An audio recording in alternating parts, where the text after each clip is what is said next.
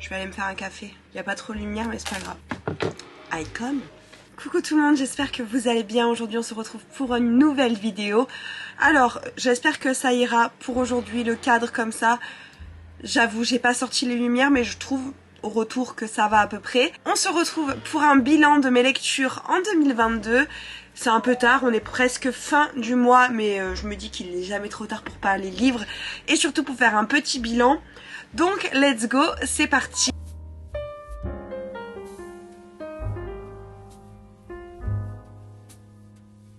Je me suis préparé 10 petites questions et on va y répondre ensemble. Préparez-vous une petite boisson chaude. Moi, je me suis préparé un petit cappuccino au caramel. Ça va être incroyable. Donc, j'ai ma boisson chaude, j'ai mes questions. N'hésitez pas à y répondre aussi en commentaire, en numérotant les questions, pourquoi pas. Et si vous faites la même vidéo aussi, que sais-je, s'il y a des...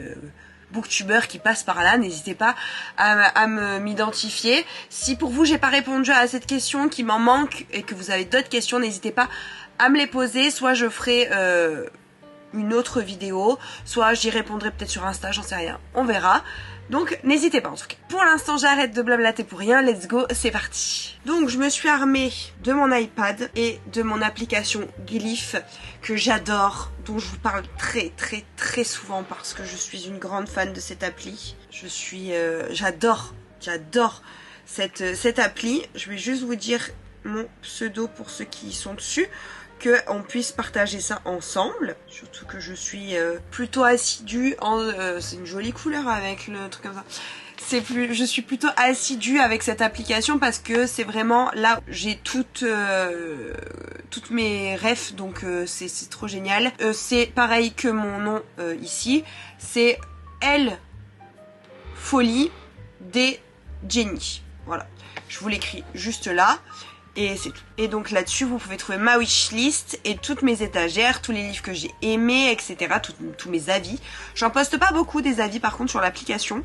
J'avoue, j'en poste pas beaucoup. Mais par contre, j'essaye de mettre à jour tout ce que je lis là-dessus. Il y a peut-être pas tout qui est à jour. Parce que je vois mon Pumpkin Autumn Challenge, il manque des livres. Donc non. Et là, j'ai marqué que ceux que j'avais lus. Mais je voulais mettre tous. C'est pas très grave. Je cherche ma liste pour 2022. Ça m'a l'air plutôt cohérent. Donc, let's go. C'est parti pour la première question. Donc, la première question que j'avais envie de poser pour ce bilan, c'est combien de livres j'ai lus cette année. Et alors, pour vous faire un comparatif, 2021, j'ai lu 25 livres. Ok. Sachant que je pense avoir commencé dès le début d'année à noter ce que j'avais lu à peu près. Il manque peut-être un tout petit peu mais vraiment pas grand chose. Et cette année je pense avoir tout noté aussi. Et je suis très contente parce que j'ai lu à lire beaucoup plus de livres. Parce que j'ai lu 35 livres en 2022. Alors bien sûr il y a un peu de tout, il y a des BD, il y a des romans, donc de la jeunesse, des mangas, il y a des livres, des romans d'amour, il y a des romans de vie, de moments de vie, il y a qu'est-ce que j'ai pu lire du fantastique, de policier, des lectures un peu plus développement personnel.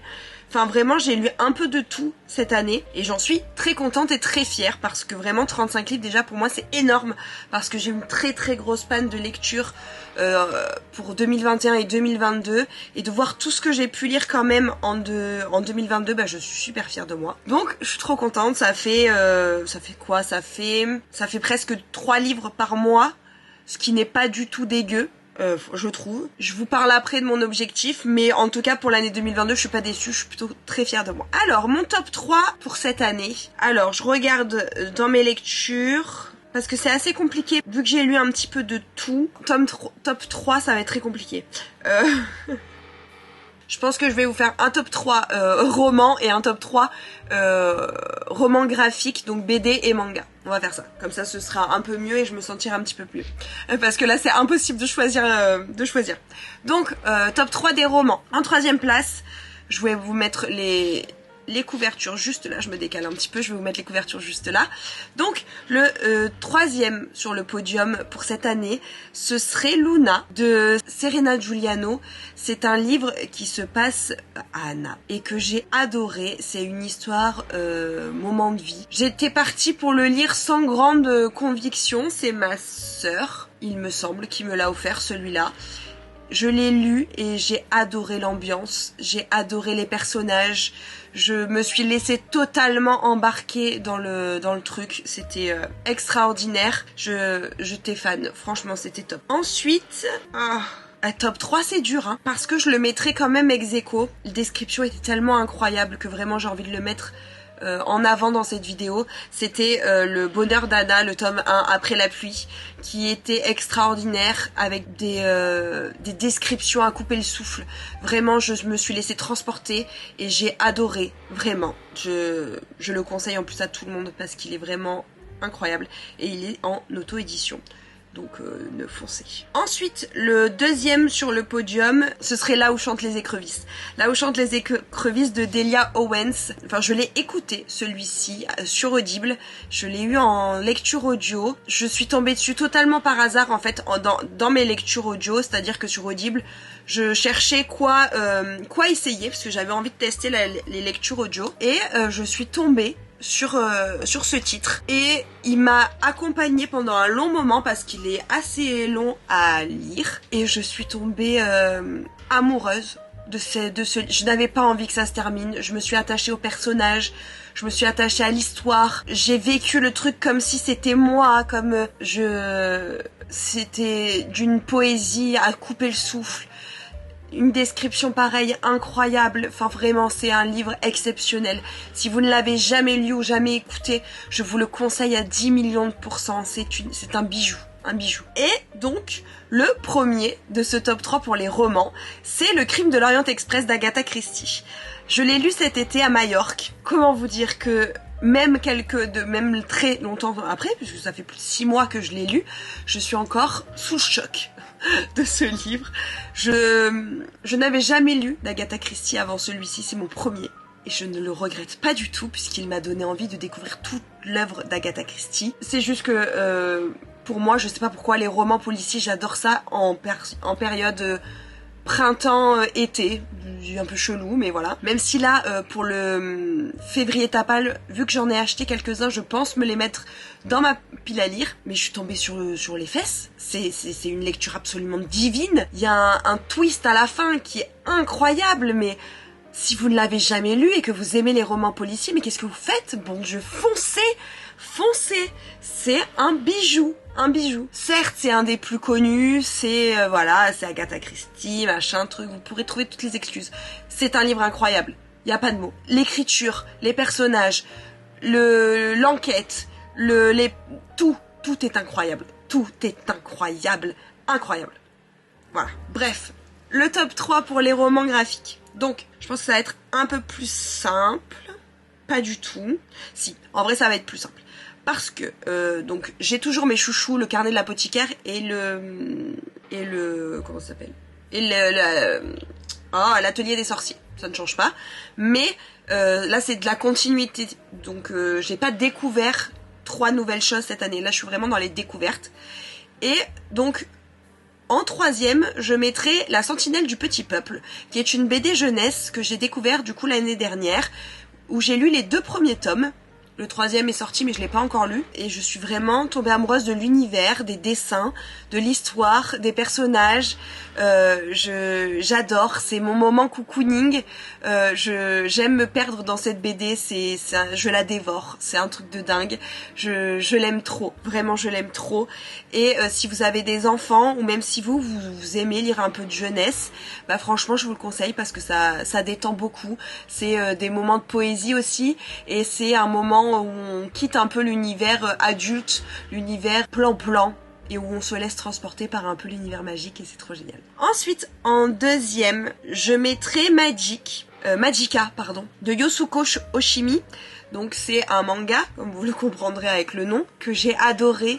Donc c'était pour le Pumpkin Autumn Challenge, il me semble, je vous en ai parlé. J'ai adoré cette lecture, c'est un bijou. De la poésie, encore une fois, à l'état pur, de l'aquarelle sur toutes les pages. C'est plein d'histoires différentes, pourtant je n'aime pas ça à la base, mais là je suis tombée sous le charme, littéralement. C'est une pépite. Ça se décrit même pas tellement vraiment c'est beau, donc je vous laisserai découvrir si le cœur vous en dit, mais c'est vraiment un de mes coups de cœur de l'année 2022. Mais mon plus gros coup de cœur pour l'année 2022, c'est d'avoir commencé Magus of the Library. C'est donc un manga. Mitsu Izumi, j'ai adoré. J'ai lu que les 2 premiers tomes par contre, j'ai pas encore continué. J'ai laissé traîner un petit peu le truc. J'adore, vraiment j'adore. C'est une super belle lecture. J'adore les personnages, j'adore l'univers, surtout l'univers. Un peu fantastique et pourtant qui paraît si réel avec tous ces livres. Et on part juste d'une histoire à la base de quelqu'un qui aime lire et qui aime la lecture et ça nous transporte dans un univers absolument incroyable. Les dessins sont géniaux. Bref, c'est mon premier, donc vous vous doutez bien que je peux en parler pendant des heures et que je trouve ça incroyable. Ensuite, on va faire pareil mais avec les flops de l'année. Donc au niveau des flops, parce que du coup j'en ai abandonné quelques-uns cette année, parce que je crois qu'ils sont toujours en cours mais je pense pas les finir. J'ai du mal à lâcher prise donc je ne les ai pas abandonnés. mais ils sont pas loin vraiment d'être abandonnés. Ah non mais parce que je suis pas sur la bonne page, autant pour moi. Puisque j'avais commencé le journal de Bridget Jones, j'ai complètement arrêté. J'adore les films, y a pas à dire, les films sont génialissime. Je suis une grande fan du journal de Bridget Jones, mais en livre, c'est un enfer. J'ai pas du tout aimé le livre, je suis navrée, mais je n'ai pas du tout aimé le livre. Je pense que c'est celui-là mon plus gros flop de l'année. Pour le reste, je crois pas qu'il y en ait d'autres qui me viennent à l'esprit. Ensuite, je me suis posé comme question, quelle est la meilleure suite que j'ai lue cette année? Et c'est plutôt dur, pour être sincère, mais je dirais Le Carnet de l'apothicaire.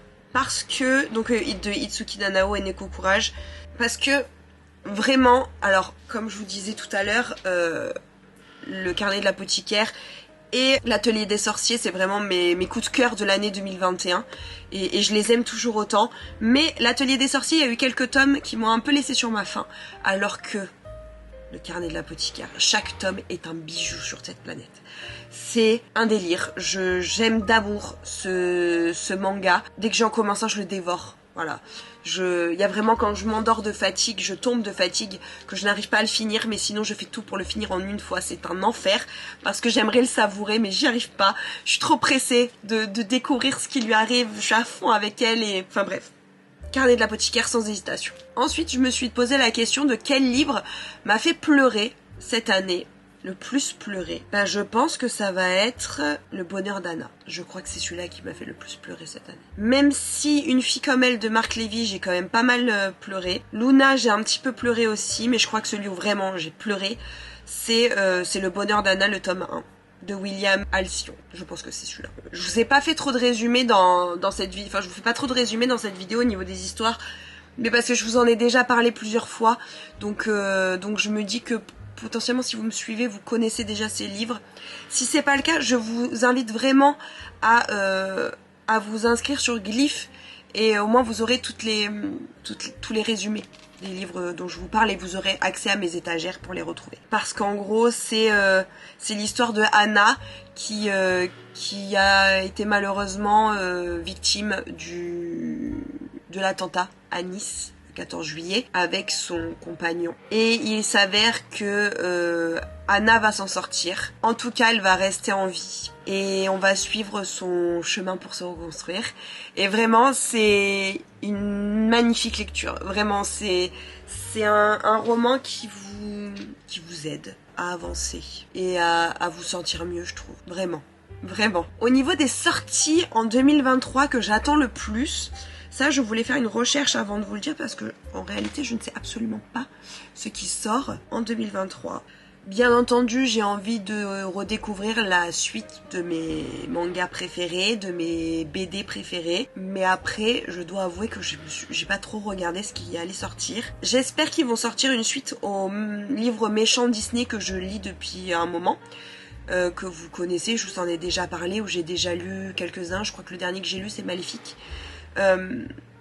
c'est pas les Twisted Tales et c'est pas les Disney Chills, c'est un autre truc. Je crois que Maléfique c'est le dernier que j'ai lu. Enfin bref, je vous mets une des couvertures là et au moins peut-être ça va vous aider à comprendre de quoi je parle. J'aimerais bien une suite à ça. Et après, franchement, j'ai pas trop d'idées. Et j'adorerais que Delia Owens, qui a écrit, donc Là où chantent les écrevisses, réécrive un livre, parce que j'aimerais trop redécouvrir sa plume et écouter une nouvelle histoire incroyable comme ça. Donc, comme la question précédente, là, les deux dernières questions vont se porter plus sur 2023. Là, on est vraiment sur le plus tard. Donc, je me suis posé la question de combien de livres j'aimerais lire cette année. Vu que j'ai réussi à en lire 35 cette année, et que du coup j'en ai lu un peu plus d'une dizaine en plus que l'année précédente, j'aimerais en lire au moins 45, si ce n'est 50 pour cette année. Ça fait beaucoup, et en même temps je me dis que ça fait juste 4 à 5 livres par mois. Ce qui n'est pas forcément infaisable parce que vu que je lis quand même beaucoup de BD et de manga, finalement je me dis que c'est quand même faisable parce que ça fait juste un livre par semaine ou 2 maximum. Donc je pense que c'est faisable et j'aimerais bien me mettre ce petit challenge pour 2023. Donc on verra bien si j'arrive à le tenir ou pas. Là, mois de janvier, c'est un peu compliqué pour être très sincère avec vous. J'ai un petit peu de mal à me mettre dans le truc. J'ai pas trop de... J'ai une panne de lecture là en début d'année, mais je trouve que c'est plutôt régulier chez moi. Souvent en début d'année, j'ai un peu de mal avec les lectures. J'ai un peu de mal à retrouver le truc. Vous voyez ce que je veux dire? Vu que souvent en fin d'année, je lis plus parce que y a tout plein de choses qui se passent avec les fêtes, etc. Que du coup je perds un peu la lecture et du coup je la retrouve pas, vous voyez ce que je veux dire, et du coup ça met un peu de temps à se retrouver, mais là ça commence à se retrouver, je vous en parlerai bientôt, mais ça commence à se retrouver. Et la dernière question du coup ce serait quel challenge lecture comptes-tu faire cette année? Alors parce que vous savez que sur sur YouTube, sur Booktube, beaucoup de challenges pop chaque année, et donc je pense que je parle de ça dans ma question, quel challenge je compte faire cette année du coup. Donc février Mappal, je vais la faire, c'est-à-dire lire des petits livres pour ce mois de février qui arrive, je compte donc le faire. Ensuite le Pumpkin Autumn Challenge, comme chaque année je le ferai. Je ne crois pas faire d'autres challenges, par contre moi j'en ai créé un l'année dernière, que je me suis un peu créé, que j'ai créé moi-même, et que je pense refaire cette année, parce que j'ai toujours pas défoncé ma pile à lire de manga et que je veux trier et que je vous ai expliqué. Je vous mets la vidéo dans le petit, comme ça je répète pas.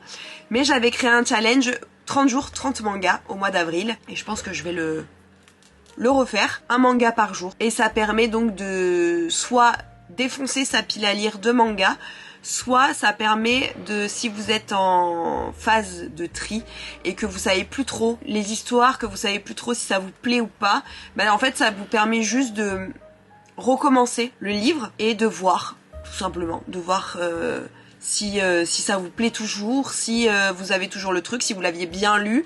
Enfin voilà, j'aime bien ce challenge et je pense que ce sera les 3 seuls challenges que je vais faire cette année, et pour le reste ce sera des piles à lire qui poperont comme ça en dehors de ces challenges. Voilà tout donc pour cette vidéo bilan de lecture de l'année 2022. J'espère que cette vidéo vous aura plu.